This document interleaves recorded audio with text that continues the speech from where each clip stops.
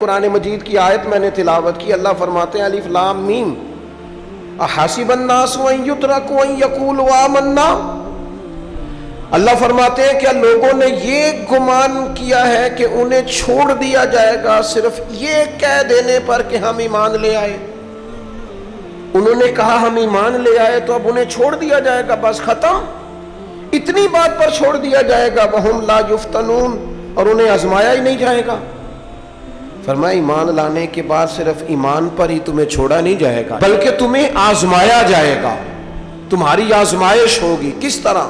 وَلَنَبْلُوَنَّكُمْ بِشَيْءٍ مِّنَ الْخَوْفِ وَالْجُوعِ وَنَقْصٍ مِّنَ الْأَمْوَالِ وَالْأَنفُسِ وَالثَّمَرَاتِ، تمہیں کسی نہ کسی ایک چیز سے ضرور آزمائیں گے، یا خوف سے آزمائیں گے، بھوک سے آزمائیں گے، جانوں اور مالوں کی کمی سے، پھلوں کی کمی سے آزمائیں گے۔ اور یہ پھلوں کی کمی سے مراد، علماء تفسیر نے لکھا اس سے مراد اولاد کا انتقال کر جانا بھی، وہ بھی پھل ہوتی ہے۔ تمہیں آزمائیں گے اور اگر تم پورے اترے تو وَبَشِّرِ الصَّابِرِينَ، رب فرماتا ہے محبوب پھر صبر کرنے والوں کو میری رحمت کی خوشخبری سنا دے، پھر انہیں خوشخبری دے دے میرے کرم کی۔ میرے عزیز، زندگی میں آزمایا جائے گا۔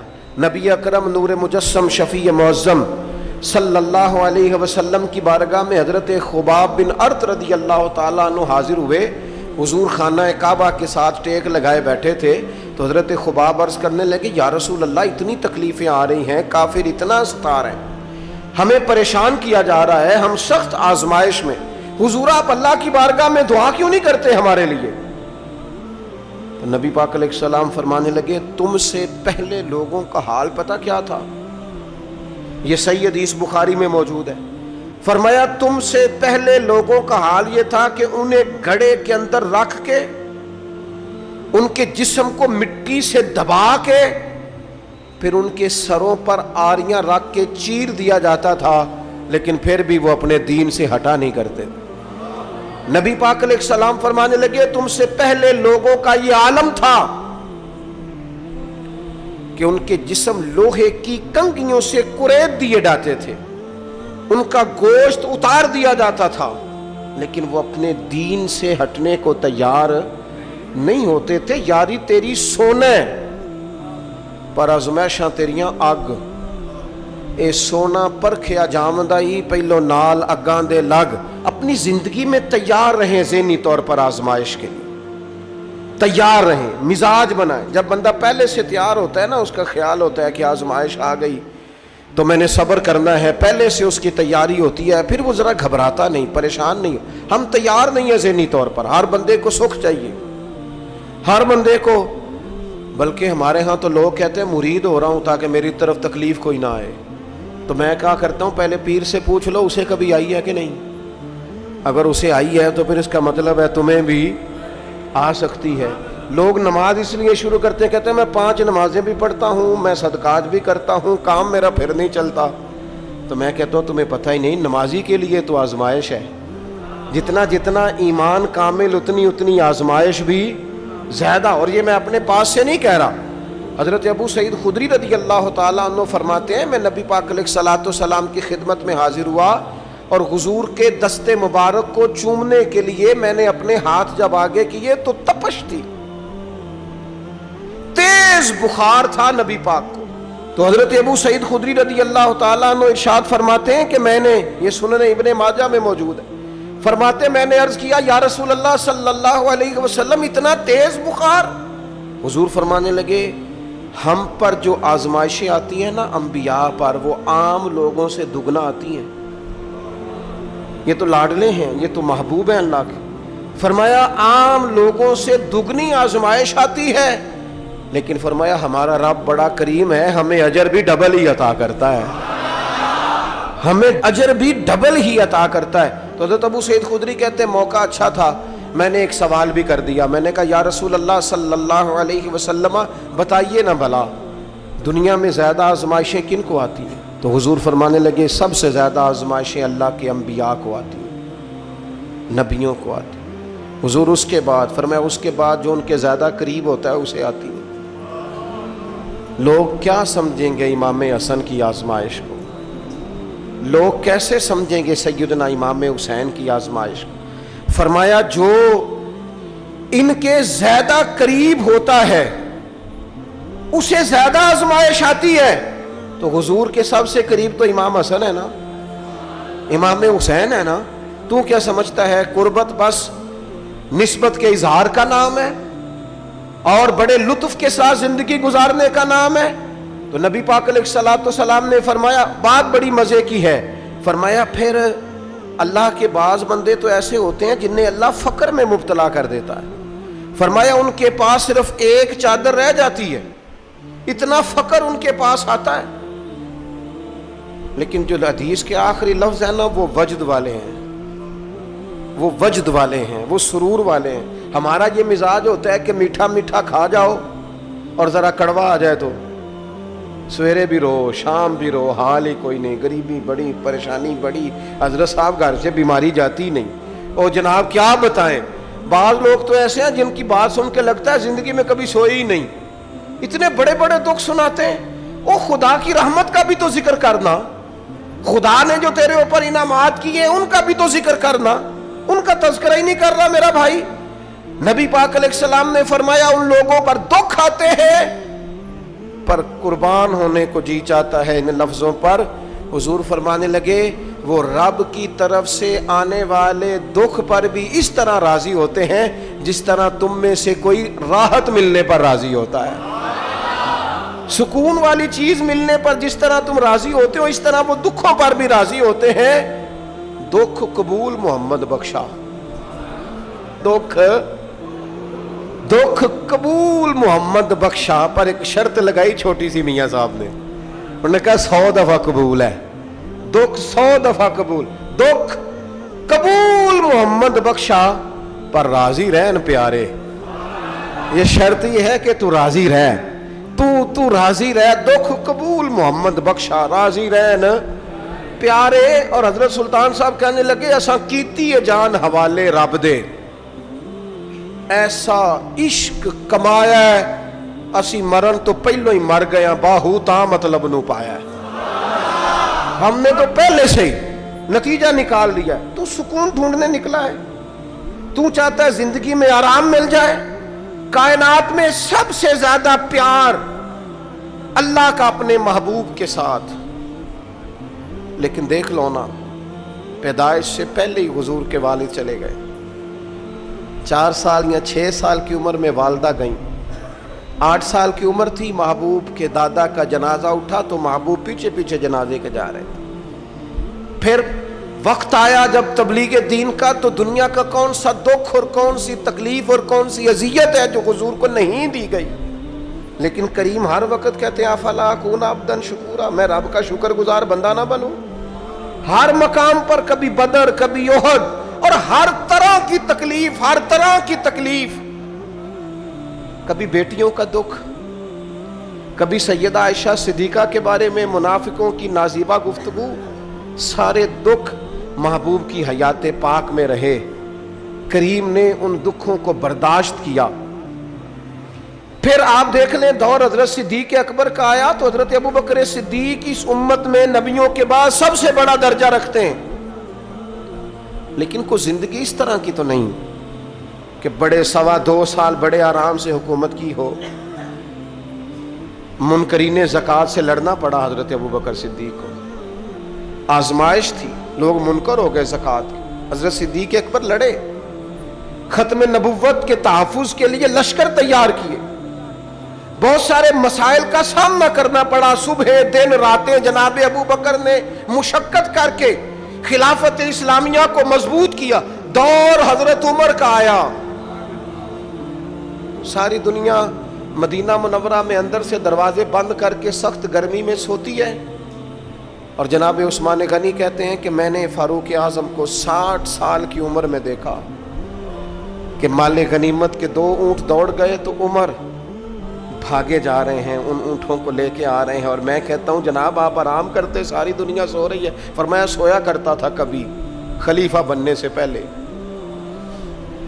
عمر کسی غلام کو کہہ دیتے، چونکہ پیار تھا نا، یارانہ تھا نا، حضرت عثمان بڑے محبت سے کہتے ہیں امیر المومنین کسی غلام سے کہتے ہیں اگر مال غنیمت کے اونٹ چلے گئے تھے تو لے آتا. تو حضرت عثمان کے کندھے پہ ہاتھ رکھ کے جناب عمر رو پڑے. کہنے لگے یار یہ حضور کے دین کی امانت بڑی ذمہ داری ہے. لے او سجنا اساں توڑ نبھائی اساں جان بھی دتی تیرا تیرے. یہ بڑی ڈیوٹی ہے, یہ بڑی ذمہ داری ہے. میں کیسے غلام کو بھیج دیتا؟ مسلمانوں کا مال ہے, جب ڈیوٹی میری ہے تو کیسے کسی کو بھیجتا؟ یہ آزمائش ہے, یہ دکھ ہے. 22-24 لاکھ مربع میل کے حکمران حضرت عثمان غنی, ان کا دور آ گیا. یعنی وہ شخص جس نے چڑھتی جوانی میں بھی نظریں جھکا کے رکھی, اور جس شخص نے اپنا سارا مال دین پر قربان کر دیا, اس کے گھر کا گھیرا تنگ کر لیا گیا. بہت بڑی ذمہ داری حضرت عثمان پر آئی, بڑی. اور جناب عثمان غنی کا حال یہ ہے کہ 40 دن گزر گئے. جس شخص کے اپنے ذاتی مصارف لاکھوں کروڑوں میں لوگوں پر خرچ ہوتے ہیں, 40 دن سے اس نے کھانا نہیں کھایا, اسے ڈھب اور سلیقے سے روٹی پانی نہیں ملا, گھر میں قید ہیں. لوگوں نے کہا عثمان ہمیں اجازت دے دیں ہم لڑیں. کہنے لگے کیسے دے دوں؟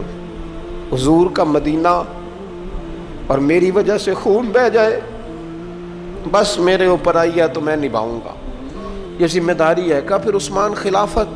فرمایا یار یہ بھی میری مجبوری ہے. میرے نبی پاک نے فرمایا تھا عثمان اللہ تمہیں قمیض پہنائے گا, لوگ اتارنا چاہیں گے, دیکھنا اتارنا نہ. وہ قمیض نہ اتارنا کیسے چھوڑ دوں؟ حضرت عثمان بھی شہید ہو گئے, جناب عمر بھی شہید ہو گئے.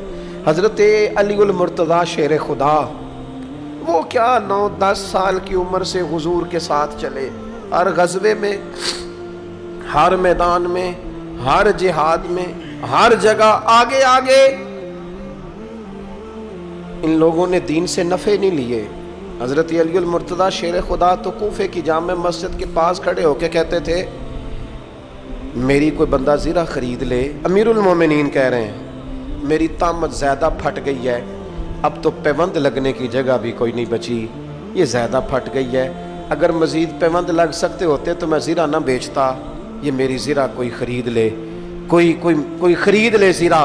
حضرت مولا علی شیر خدا 63 سال کی عمر مبارک, اور جب کوفے میں آپ کو خنجر لگا, زخم لگا, تو لوگ بیٹے کو بلاتے ہیں, آواز دیتے ہیں, لیکن جناب شیر خدا مولا علی مرتضیٰ مشکل کشا حل عطا حضرت علی المرتضیٰ شیر خدا زیر لب ہلکا سا مسکرائے, ادھر دیکھیے گا, اور مسکرا کے پتہ کیا فرمانے لگے؟ کہنے لگے فزت برب الکعبہ, لو بھائی کعبے کے رب کی قسم علی کامیاب ہو گیا ہے, کامیابی مل گئی. آج بات امام حسن کی آئی, امام حسن کو زہر دیا گیا, انتڑیاں نہ کٹ کٹ کے باہر گر رہی. اس شہزادے کی جس نے حضور کی گود میں عمر گزاری, محبوب کے کندھوں پہ رہنے والے حسن ابن علی, جناب امام حسین حاضر بارگاہ ہوئے تو ہاتھ پکڑ کے بھائی کا چوم کے رو پڑے. بھائی پیارے بھی تو بڑے ہوتے ہیں نا, بڑے پیارے ہوتے ہیں, اور ان لوگوں کا منصب بڑا انوکھا ہے, شدید تکلیف ہے. تو امام حسین کہتے ہیں میرے بھائی حسن بتائیے آپ کو زہر کس نے دیا؟ رو کے پوچھتے ہیں. بھائی کا ماتھا چوم کے امام حسن رو پڑے, کہنے لگے حسین میری مجبوری ہے, میں تمہیں نہیں بتاؤں گا. کہا کیوں؟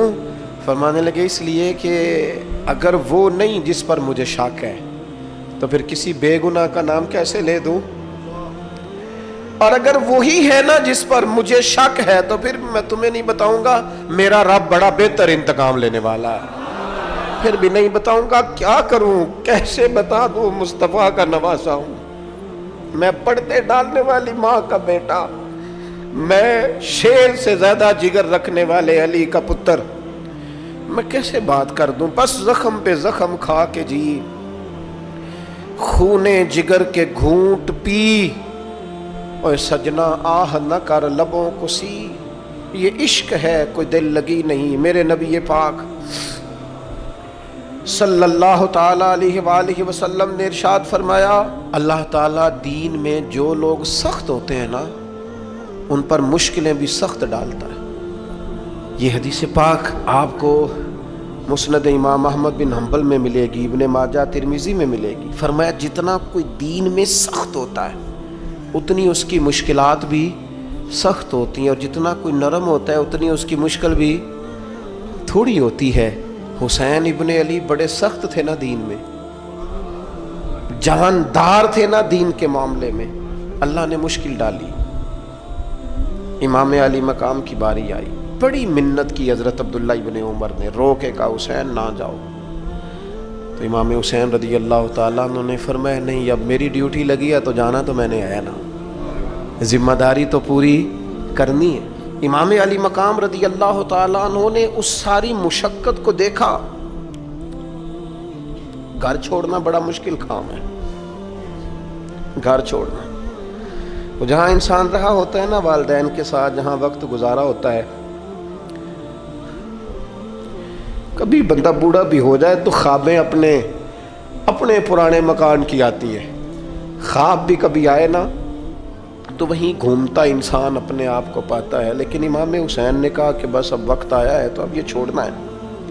ہم نہ قربانی دیے بغیر پاس ہونا چاہتے ہیں، ہم کوئی مشقت سہے بغیر نمبر لینا چاہتے ہیں، ہم کوئی کام کیے بغیر رتبہ پانا چاہتے ہیں۔ ایسا ہوتا نہیں نا، یہ ممکن نہیں۔ آپ تاریخ پڑھیں نا انبیاء کی، حضرت نوح علیہ السلام نے 950 سال محنت کی ہے، اور میں سورہ ہود دیکھتا ہوں تو میں وہ انداز دیکھتا ہوں جس طرح کفر ان سے بات کرتا تھا۔ بڑی جدوجہد کی حضرت نوح نے، لیکن پتہ ہے دکھ اس سے بڑا کیا دیکھا، اپنا بیٹا ہی کافر ہو گیا۔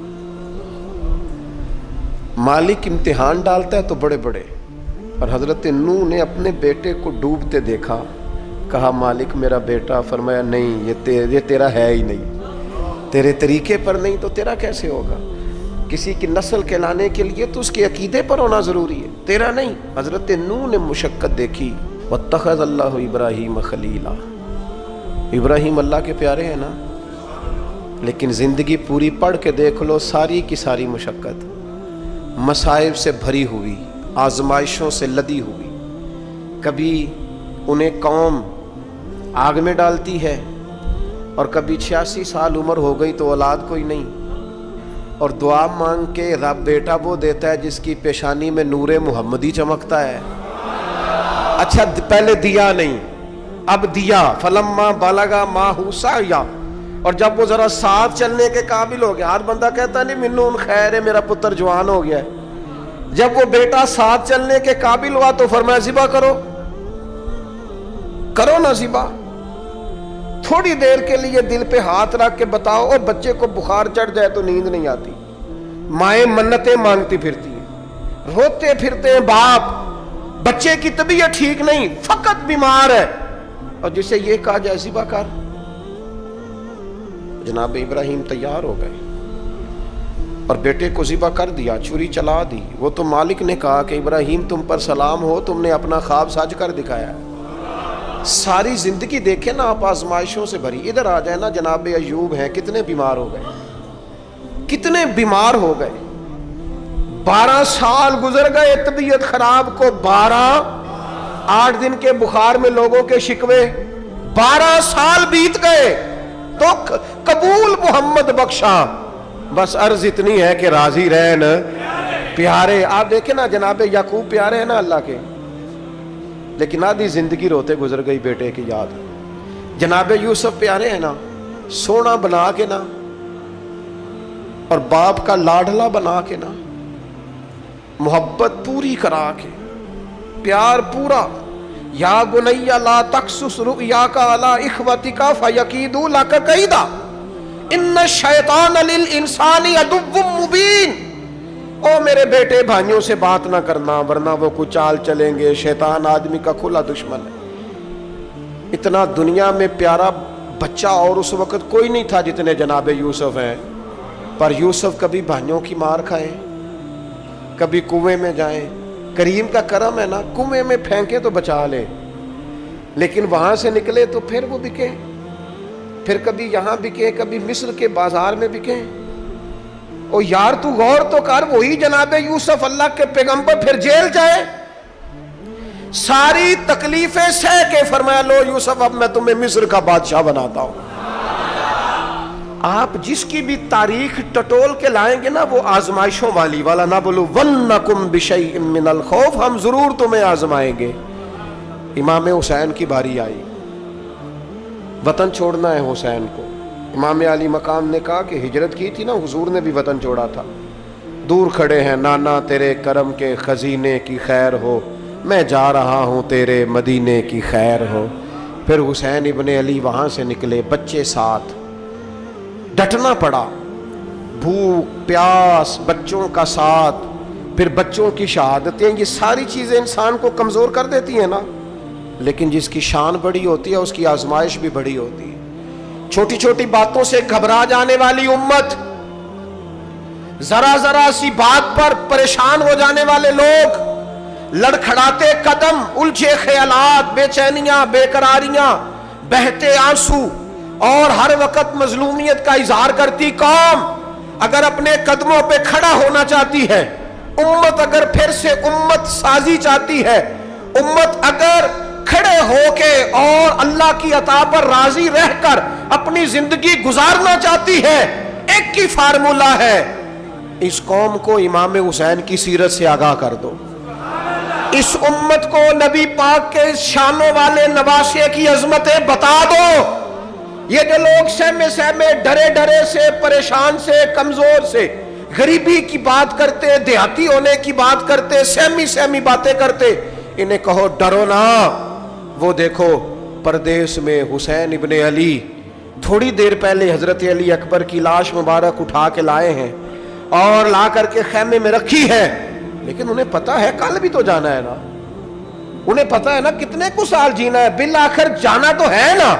جس دھج سے کوئی مقتل میں گیا وہ شان سلامت رہتی ہے، اس جان کی کوئی بات نہیں، یہ جان تو آنی جانی ہے، موت بستر پہ بھی آ جایا کرتی ہے، لیکن جو میدانوں میں ڈٹ کے رہتے ہیں ان کو تاریخ ذرا زندہ رکھا کرتی ہے۔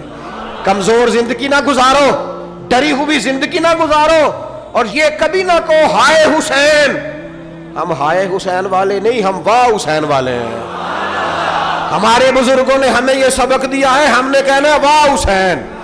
کیا کمال کر دی امام علی مقام نے، واہ حسین آپ کی عظمت پہ قربان۔ اتنے سارے دکھوں کے باوجود جب شانوں والے نانا کا شانوں والا پوتا، عظمتوں والی ماں کا عظمتوں والا بیٹا، جرت مند باپ کا بیٹا میدان میں نکلنے لگا ہے تو ڈرا ڈرا، سہما سہما، رو کے، دلاسے دے کے، آنسو پونچھ کے نہیں، بلکہ امام حسین نے ڈٹ کے کھڑے ہو کے وہ امامہ سر پہ باندھا جو محمد عربی نے عطا فرمایا تھا، وہ جبہ پہنا جو نانا نے دیا تھا، وہ تلوار پکڑی جو شیر خدا مولا علی پکڑتے تھے، اور حسین میتوں کے باوجود میدان میں آئے، فرمایا سامنے کھڑے ہو جاؤ، تمہیں خطبہ دینا ہے، اس لیے کہ محمد عربی کا طریقہ ہے جمعے والے دن خطبہ دیا جاتا ہے۔ پورے وثوق سے اتمام حجت کیا، اور حسین ابن علی ایسے تو نہیں تھے کہ ڈرے بڑا تھے تو ان سے تلوار نہیں چلی، انہوں نے تلوار چلائی، جو ایک ایک دو دو کر کے آتے رہے وہ کٹتے رہے، وہ کٹتے رہے، پھر آواز ایک گونجی پیچھے سے، وہ اکیلے اکیلے کیوں جاتے ہو، تمہیں پتہ ہے علی کا بیٹا ہے؟ علی کا گھر تو وہ گھر ہے کہ جس گھر کا ہر ایک بچہ جسے دیکھو وہی شیر خدا معلوم ہوتا ہے۔ اکیلے اکیلے جاؤ گے تو تم چہرے کی روشنی نہیں دیکھ رہے، آنکھوں کی سرخی نہیں دیکھ رہے، مزاج کا ولولہ نہیں دیکھ رہے، طبیعت کا باغ پن نہیں دیکھ رہے، اور جوانی میں شہادت کی لذت سے آشنا محمد کا نواسا نہیں دیکھ رہے، ذرا مل کے جاؤ، ہاں ہاں حسین ابن علی شہید ہوئے ہیں پر شان و شوکت کے ساتھ، ہاں ہاں حسین ابن علی دنیا سے تشریف لے گئے ہیں پر عزت وقار اور عظمت کے ساتھ، ہاں حسین ابن علی کا سر کٹا ہے، مخالف نے تو اپنی طرف سے نیزے کی نوک پہ چڑھایا تھا پر حسین کا سر بول بول کے کہہ رہا تھا دیکھ لو میں کٹ بھی گیا ہوں پھر بھی سب سے اونچا ہوں، وہ دیکھو میں سب سے اونچا ہوں، سب سے اونچا ہوں میں۔ اے حسین ابن علی، نازش آل نبی تم پر سلام، اے حسین ابن علی تم پر سلام، نازش آل نبی تم پر سلام۔ کسی نے ایک بات کی تھی، اس نے حد کر دی، اس نے کہا مورخ تو کتنا کو لکھے گا، خطیب تو کتنا کو واز کرے گا، او مصنف تو حسین ابن علی کی شان میں کہاں تک بات کرے گا؟ تو میرے امام کا باکپن، ان کی جرت، ان کی طاقت، ان کی ہمت، ان کا کمال، ان کا صبر، ان کی استقامت، ان کا حوصلہ، ان کی جواں مردی، ان کی ہمت کتنی کو بیان کرے گا؟ تو رہنے دے۔ اس نے کہا پھر کیوں رہنے دوں؟ کہنے لگے حسین ابن علی کی شان رفعت کوئی کیا جانے، یہ حسن جانے۔ حسین ابن علی کی شان رفعت کوئی کیا جانے، یہ حسن جانے، یہ علی جانے، یہ نبی جانے یا خدا جانے۔ ہماری طاقت نہیں ہے کہ ہم امام علی مقام کی عظمت کو بیان کر سکیں۔ بس چپ کر میرے علی، ایتھے جا نہیں ہو۔ امام کا تذکرہ بندے کو جوان کرتا ہے، باہمت کرتا ہے، جینے کا حوصلہ دیتا ہے، میدانوں میں کھڑا کرتا ہے۔ وہی ہے تیرے زمانے کا امام برحق جو تجھے حاضر و موجود سے بیزار کرے اور موت کی شکل میں دکھلا کے تجھے جلوہ یار، زندگی تیرے لیے اور بھی دشوار کرے۔ اور پلٹنا، جھپٹنا، جھپٹ کر پلٹنا، یہ لہو گرم رکھنے کا ہے ایک بہانہ۔ لہذا طاقتور بنو، باہمت بنو، کربلا کے واقعے سے طاقت حاصل کرو۔ پھر کہتا ہوں ہم ہائے حسین والے نہیں، ہم تو واہ حسین والے ہیں۔ ہمارا کہنا ہے کہ واہ حسین، اے حسین ابن علی تم پر سلام، نازش آل نبی تم پر سلام۔ ہم کہہ رہے واہ حسین، واہ حسین، واہ حسین، واہ حسین، یا حسین، واہ حسین، یا حسین، واہ حسین، واہ حسین، یا حسین، واہ حسین۔ اپنے مزاج میں طاقت پیدا کرو، اپنے بچوں کو یہ قوت ارادی، قوت فیصلہ آنے والی نسل کو منتقل کریں، یہ ہمت، جذبہ۔ اور بالخصوص ماؤں، بہنوں، بیٹیوں کو بتائیں کہ رو کے نہ جیو، اس طرح جیو جس طرح حسین ابن علی کی بہن نے جی کے دکھایا۔ دربار یزید میں جناب زینب نے جب خطبہ پڑھا نا، دربار دمشق میں وہ زینب کا خطاب منبر پہ علی بول رہے ہوں جیسے۔ انہیں کہو کہ ذرا تھوڑا باہمت وقت گزاریں، باہمت، کہیں نہیں ڈگمگائی میرے امام کی بہن، کہیں کمزور نہیں پڑی، طاقت، ہمت۔ اور انہوں نے بتلایا ہے کہ رو کے وقت نہیں گزرتا، وقت تو چھا کے گزارنا چاہیے۔ مشکلات کے سامنے میرے حضرت صاحب کا ایک شعر ہے، فرمایا کرتے تھے تجھے کیا ڈر ہو اے اختر، تیرے یاور ہیں وہ یاور، مشکلوں کو جو تیری خود گرفتار بلا کر دے۔ وہ تو مشکل کو مشکل میں ڈال دیں گے جن کو ہم نے مانا ہوا ہے، مشکل کو مشکل میں ڈال دیا جاتا ہے۔